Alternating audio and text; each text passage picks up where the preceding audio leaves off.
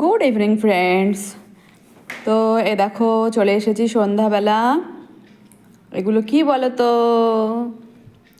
মালপোয়া ভাজছি। তো কি মনে হলো আজকে হঠাৎ একটু মালপোয়া করতে, তাই করছি। আর দেখো মালপোয়াগুলো কি সুন্দর করে ফুলছে, একদম এত ভালো লাগছে দেখে। তোমার লুচি বলো, রুটি বলো, মালপোয়া মানে যে কোনো তেলে ভাজা জিনিসে যদি না ফোলে তাহলে সেগুলো মানে খেতেও ভালো লাগে না আর করতেও ভালো লাগে না।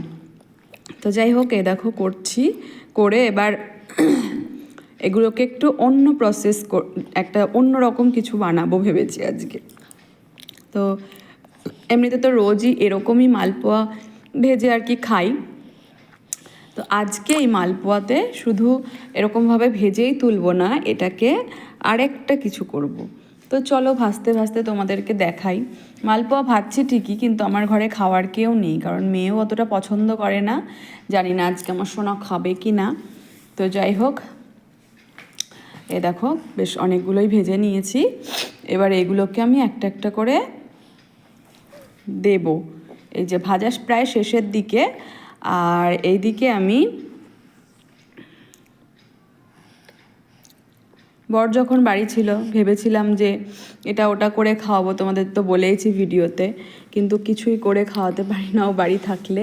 মানে কীভাবে যে সময় চলে যায় সারাদিন বুঝতেই পারি না, মানে ভগবান জানে কীভাবে সময় চলে যায়। তো যাই হোক, ওটা ভাজা হতে থাক ততক্ষণে। এই দেখো এখানে আমি রস রেডি করে নিয়েছি। এই রসে কয়েকটা এলাচ দিয়ে দিয়েছি। তো যতটা জল নিয়েছিলাম তার অর্ধেক ফুটিয়ে নিয়েছি, তার মধ্যে চিনি দিয়ে চিনির রস বানিয়ে নিয়েছি। তো সেটার মধ্যে এই যে মালপোয়াগুলোকে দিয়ে দিচ্ছি এবার। তো এরকম রসের মালপোয়া কারা কারা খেয়েছো আমাকে অবশ্যই কমেন্ট করে জানিও। আমি এতদিন এমনি মালপোয়া ভেজেছি, আজকে ফার্স্ট টাইম এরকম রসে দেওয়া মালপোয়া বানাচ্ছি। তো জানি না খেতে কেমন হবে, পরের ভিডিওতে তোমাদেরকে দেখিয়ে দেবো যে খেতে কেমন হয়েছে, তোমাদেরকে দেখাবো। চলো এখনকার মতো টাটা। কারা কারা এই মালপোয়া খেয়েছো অবশ্যই কমেন্টে জানিও।